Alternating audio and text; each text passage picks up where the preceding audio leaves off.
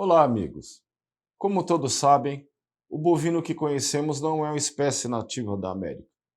Todos foram trazidos por colonizadores, no nosso caso ibéricos, de Portugal e Espanha. Ocorre que, excluindo importações recentes, há deles taurinos com séculos no continente, submetidos à seleção natural, ainda que em grupos pequenos, mas totalmente adaptados. É o caso das raças curraleiro pé duro, pantaneiro e crioulo lagiano. Eles estão nas mãos de apaixonados, organizados em associações de criadores e trabalhados pela importante unidade científica da Embrapa Recursos Humanos Genéticos e Biotecnologia, Senagem, em Brasília, Distrito Federal.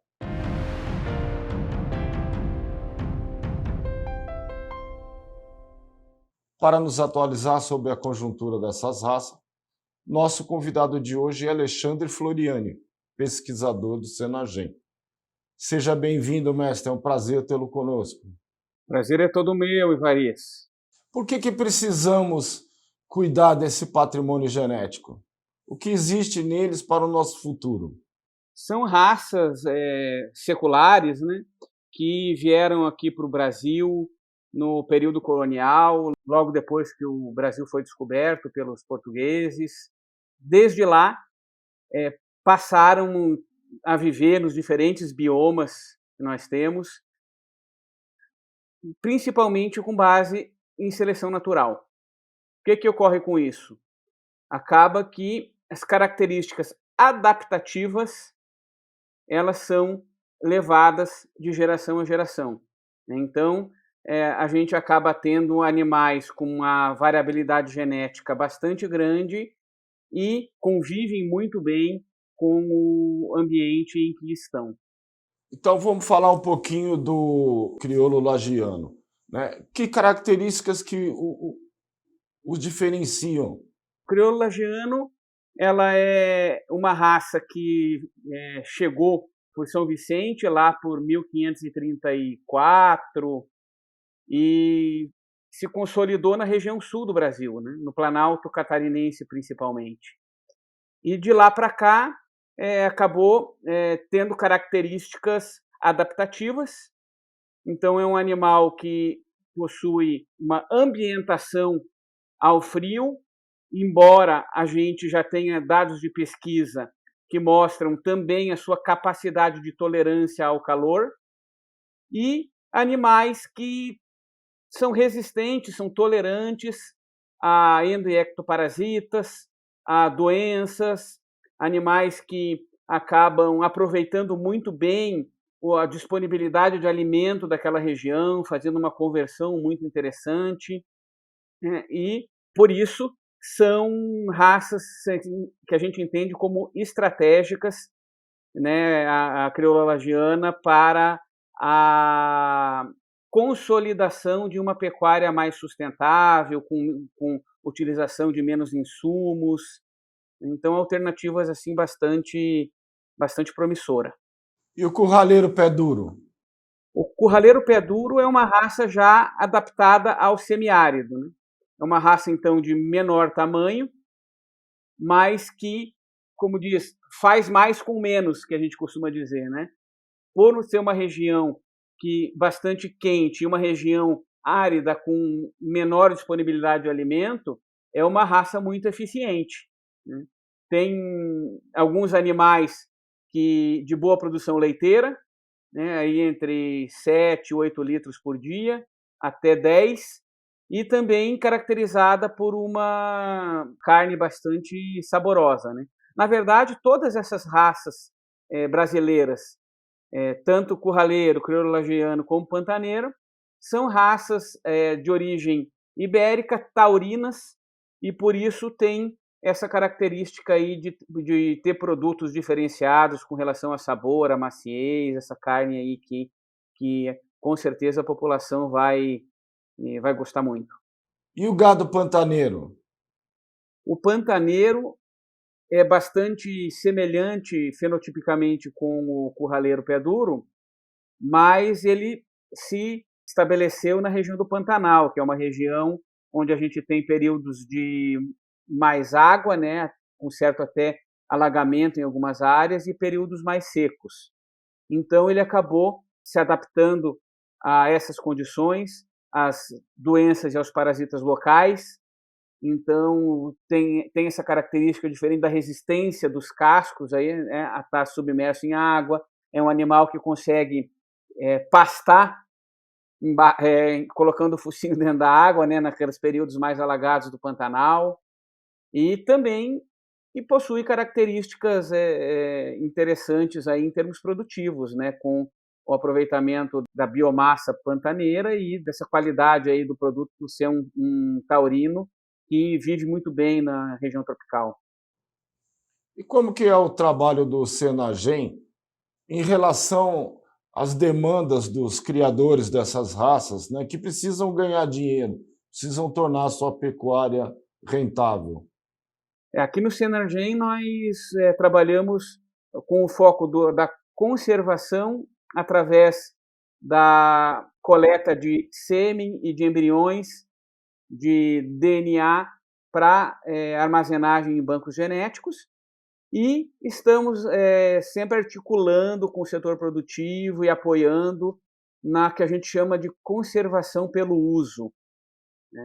O que a gente acaba fazendo? A gente acaba recebendo essas demandas das associações, fazemos as cooperações técnicas e aí construímos um caminho de evolução aí para essas raças, para que a gente possa estar inserindo elas que são de pequena população, que estão algumas delas ameaçadas, né, dentro do setor produtivo, de forma sustentável e de forma que seja economicamente viável ao produtor rural. Que pontos que o senhor chamaria a atenção dos produtores de carne e leite para essas raças? Eu vejo essas raças como com grande potencial e uma muito boa alternativa para os sistemas produtivos sustentáveis, tanto em região tropical como em região subtropical. Essas raças, elas são taurinas adaptadas ao nosso ambiente.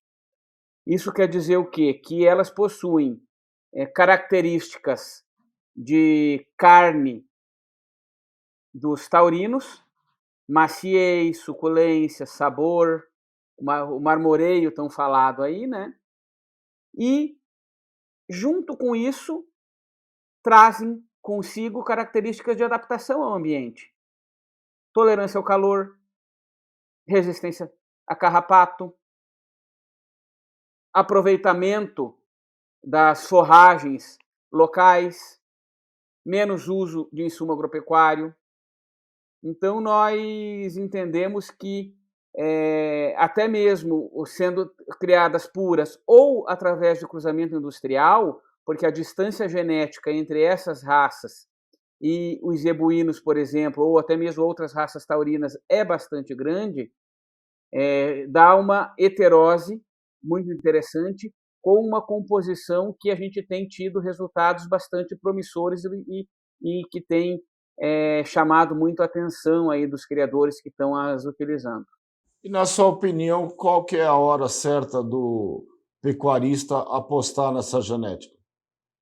Ontem, eu acho que a gente está atrasado nesse processo, né? Eu acho que a gente tem aí raças que estão há 500 anos no nosso território, que são genuinamente brasileiras e que são capazes de gerar produtos muito interessantes e diferenciados. Então, a oportunidade, os mercados aí estão mudando, né? Estão cada vez mais exigentes com relação à sustentabilidade, né? À preservação do meio ambiente, estão exigentes com relação à segurança alimentar, estão exigentes com relação à qualidade dos produtos que estão sendo oferecidos ao consumidor. E essas raças, elas, além de terem um pacote aí que leva o produtor a essa direção, ainda tem todo um aspecto histórico e cultural embarcado que pode estar trazendo agregação de valor a esses produtos e uma produção bastante interessante, sustentável e com capacidade de geração de renda ao produtor rural. Para a gente finalizar, já existem desses animais com aferição de DEPs submetidos a provas de desempenho? Essas raças são as primeiras a chegarem no Brasil e as últimas a estarem sendo melhoradas, né? Nós temos atualmente acordos de cooperação técnica com a Associação Brasileira de Criadores da Raça Crioula Lagiana e com a Associação Brasileira de Criadores da Raça Curraleiro Pé Duro, onde trabalhamos justamente esse aspecto, colhemos os dados dos animais, dados de desempenho ponderal, dados de morfometria, dados de ultrassonografia de carcaça, reprodutivos, colhemos o material biológico, genotipamos todos os animais e, com isso, já estamos montando uma base de dados que, em breve, estará gerando esses resultados, como o DEPS, por exemplo. Hoje, o que nós estamos entregando para os produtores são valores genéticos com relação a esses dados fenotípicos, né? As associações estão trabalhando exaustivamente na questão do controle genealógico para que a gente possa estar trabalhando nesse sentido, entregando esses resultados já no médio prazo. E dentro dessas cooperações técnicas, a gente tem programado já para o próximo ano, 2025, uma prova de desempenho de touros jovens para crioula lagiana, onde estarão sendo selecionados ali os elite, os superiores de melhor desempenho e que devem estar indo para centrais de coleta e processamento de sêmen. E para 2026, essa mesma ação para a raça Curraleiro Pé Duro, né? Então, a gente está aí avançando em direção à seleção, em direção ao melhoramento, para justamente estar podendo colocar esses animais com a melhor acurácia aí de desempenho nas cadeias produtivas sustentáveis. Muito obrigado pelas informações. Eu que agradeço a oportunidade de estar aí conversando um pouco sobre esse tesouro nacional. Eu falei aqui com Alexandre Floriani, pesquisador da Embrapa, Unidade de Recursos Genéticos e Biotecnologia, Senargem, com sede em Brasília, Distrito Federal.